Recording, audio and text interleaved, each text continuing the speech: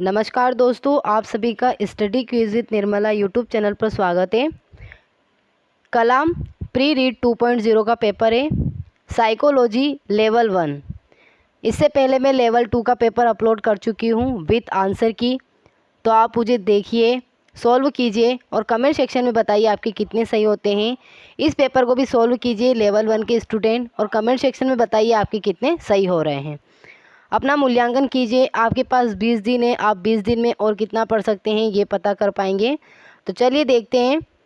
Video देखने से पहले आप सभी से रिक्वेस्ट है, अगर आपने अभी तक चैनल सब्सक्राइब नहीं किया है तो सब्सक्राइब कर लीजिए और बेल आइकन को प्रेस कर दीजिए। देखिए, पहला प्रश्न है, मैं यहाँ पर डायरेक्ट आपको आंसर बताऊँगी जिससे कि आपका भी टाइम वेस्ट ना हो और आप जल्दी से क्वेश्चन सॉल्व कर पाएँ। पहला प्रश्न है, रॉबर्ट गेने के अधिगम सोपानकी का कौन सा चरण क्रिया प्रसूत अनुबंधन से संबंधित है? क्रिया प्रसूत अनुबंधन किसने दिया था? स्किनर ने दिया था। तो किससे संबंधित है? गेने ने 8 प्रकार बताए थे अधिगम के, तो राइट आंसर यहाँ पर हो जाएगा सी, उद्दीपन अनुक्रिया अधिगम। तो पहले का आंसर हो गया सी। क्वेश्चन नंबर 2 देखिए, निम्नलिखित में से कौन सा मनोविश्लेषणात्मक सिद्धांत के अंतर्गत नहीं आता है? रक्षात्मक तंत्र, थानटोस, मनोलैंगिक विकास, प्रतिरूप।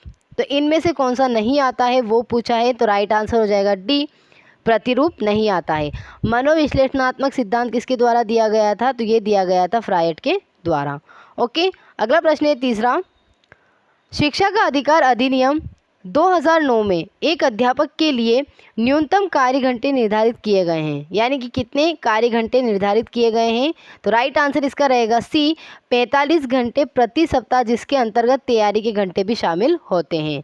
तो राइट आंसर कौन सा रहेगा? सी। अगला प्रश्न है चौथा प्रश्न है, शेषवावस्था की विशेषता नहीं है। तो कौन सी विशेषता नहीं है? पहले देखिए, शारीरिक व मानसिक विकास की तीव्रता होती है, दूसरों पर निर्भर भी होते हैं और सीखने की प्रक्रिया में तीव्रता भी रहती है, लेकिन नैतिकता का होना ये शेषवावस्था की विशेषता नहीं है। तो राइट आंसर हो जाएगा बी। अगला प्रश्न है पांचवा, राष्ट्रीय पाठ्यचर्या की रूपरेखा 2005 के अनुसार एक शिक्षक, राष्ट्रीय पाठ्यचर्या रूपरेखा 2000 यानी कि एनसीएफ 2005 के अनुसार एक शिक्षक की प्राथमिक भूमिका कौन सी नहीं होनी चाहिए?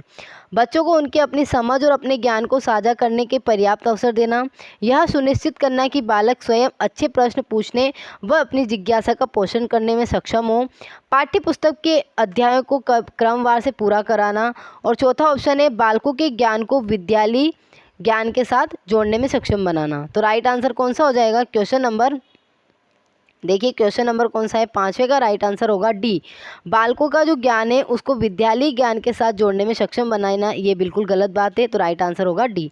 क्वेश्चन नंबर 6 देखिए, निम्न में से कौन सा क्रियात्मक अनुसंधान का महत्व नहीं है? ये क्रियात्मक अनुसंधान महत्वपूर्ण है, इसे अच्छे से पढ़िए, लेवल 2 में भी इसका क्वेश्चन आया था। ओके, तो क्रियात्मक अनुसंधान का महत्व नहीं है पूछा है। इसमें उपभोक्ता स्वयं अनुसंधान करता है, समस्या को हल ढूंढने में समय अधिक लगता है, समस्या के हल को अभ्यास में लाया जाता है और उसका मूल्यांकन किया जाता है। इसमें समस्या के हल को खोजने के लिए वैज्ञानिक प्रविधि का प्रयोग किया जाता है। तो यहाँ पर राइट आंसर हो जाएगा महत्व नहीं है, बी करेक्ट आंसर है, समस्याओं का हल ढूंढने में समय अधिक लगता है, ये यहाँ पर राइट आंसर हो जाएगा। अगला प्रश्न है 7वां, सीखने के प्रतिफल से तात्पर्य है निश्चित मानदंड के अनुसार बच्चे ने जो कुछ सीखा है उसका आकलन करना, बच्चों में व्यक्तिगत विभिन्नताओं को ज्ञात करना, बच्चों की अधिगम कठिनाइयों को दूर करना, और चौथा है बच्चों का कक्षोन्नति के आकलन। तो यहाँ पर राइट आंसर क्या हो जाएगा? सीखने के प्रतिफल से तात्पर्य है क्वेश्चन नंबर 7 का आंसर रहेगा ए, निश्चित मानदंड के अनुसार बच्चे में जो कुछ सीखा है उसका आकलन करना। ओके, अगला प्रश्न देखिए 8वां, निम्नलिखित में से किस बुद्धि का उल्लेख रॉबर्ट स्टर्नबर्ग ने अपने सिद्धांत के अंतर्गत नहीं किया है? तो राइट आंसर क्या होगा? घटकीय बुद्धि, सांदर्भिक बुद्धि, भाव प्रबोधन बुद्धि या आनुभविक बुद्धि। तो राइट आंसर यहाँ पे हो जाएगा सी, भाव प्रबोधन बुद्धि। ओके, अगला प्रश्न देखिए 9वां, बुद्धि के विषय में असत्य कथन है, यानी कि असत्य कथन कौन सा है उसे छांटना है। बुद्धिमान व्यक्ति पर्यावरण से अनुकूलन तो कर लेता है, परंतु उसमें सक्रियता से परिवर्तन व परिमार्जन करने में असमर्थ रहता है। बुद्धि एक जन्मजात सामान्य संज्ञानात्मक योग्यता है। बुद्धि के सहारे व्यक्ति उद्देश्यपूर्ण क्रिया करते हुए विवेकशील चिंतन करता है। बुद्धि अच्छा निर्णय लेने, अच्छा बोध करने तथा अच्छा तर्क प्रस्तुत करने की योग्यता है। तो यहाँ पर असत्य कथन पहला ही हो जाएगा कि बुद्धिमान व्यक्ति पर्यावरण से अनुकूलन तो कर लेता है, लेकिन सक्रियता से परिवर्तन व परिमार्जन करने में असमर्थ रहता है। ये गलत बात है, तो राइट आंसर हो जाएगा ए। अगला प्रश्न देखिए 10वां, बीने के बुद्धि परीक्षण को उर्दू तथा पंजाबी भाषा में मानकीकृत करने का प्रयास किस भारतीय मनोवैज्ञानिक ने किया? तो राइट आंसर यहाँ पे हो जाएगा बी, C.H. राइस। अगला प्रश्न है 11वां प्रश्न देखिए क्या होगा। मैं प्रतिदिन तैरने जाता हूँ क्योंकि मुझे यह अत्यधिक पसंद है और इसके लिए अपने अध्ययन के व्यस्त समय में से समय निकालता हूँ। उपर्युक्त उदाहरण किस प्रकार की अभिप्रेरणा से संबंधित है? तो यहाँ पर राइट आंसर रहेगा ए, आंतरिक अभिप्रेरणा। अगला प्रश्न देखिए 12वां, व्यक्तित्व के विषय में सत्य कथन है। कौन सा कथन सत्य है? व्यक्ति एक स्थिर संगठन है। व्यक्तित्व पूर्णतः मानसिक पक्ष को समाहित किए हुए है। व्यक्तित्व में व्यक्ति का व्यवहार एक समय से दूसरे समय में असंगत होता है। व्यक्ति का व्यवहार तथा विचार किसी भी वातावरण में अपने ढंग का अर्थात अपूर्व होता है। तो राइट आंसर यहाँ पर डी ही हो जाएगा। डी यहाँ पर करेक्ट आंसर है, बाकी तीनों ऑप्शन गलत हैं। ओके, अगला प्रश्न देखिए 13वां, ब्रूनर सिद्धांत में ज्ञान की संरचना का अर्थ है। ज्ञान की संरचना का अर्थ ब्रूनर सिद्धांत पे क्या है? तो राइट आंसर बता देती हूँ डायरेक्ट, बी यहाँ पर राइट आंसर होगा, आइकोनिक, इनेक्टिव व सिंबॉलिक ज्ञान का स्वरूप। ओके, अगला प्रश्न देखिए 14, H.J. आइजेंग का व्यक्तित्व सिद्धांत निम्न में से किस एक को समाविष्ट नहीं करता है? तो यहाँ पर राइट आंसर रहेगा डी, निश्चल को समाहित नहीं करता है। अगला प्रश्न है 15वां, निम्नलिखित में से किस संबंध युक्तिकरण से, यानी किसका संबंध युक्तिकरण से है? तो यहाँ पर राइट आंसर रहेगा सी, अस्वीकार्य विचार के लिए स्वीकार्य कारण। तो राइट आंसर कौन सा हो गया? सी। आप करते जाइए और कमेंट सेक्शन में बताइए आपके कितने सही हो रहे हैं। अगर आपने वीडियो को लाइक नहीं किया तो लाइक कर दीजिए, अगर चैनल को सब्सक्राइब नहीं किया है तो सब्सक्राइब भी कर दीजिए। 16वां प्रश्न देखिए, सृजनात्मक व्यक्ति की अनिवार्य विशेषता निम्नलिखित में से कौन सी नहीं हो सकती है?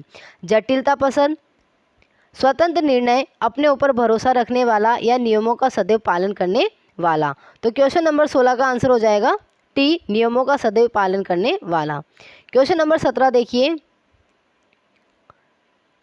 बीजगणित के प्रश्नों को हल करने के लिए जोड़, बाकी, गुणा, भाग का ज्ञान आवश्यक है। उपर्युक्त कथन किस प्रकार के अधिगम अंतरण की ओर संकेत करता है? तो यहाँ पर करेक्ट आंसर रहेगा ए, क्षैतिज अंतरण। ओके, अगला प्रश्न देखिए 18वां,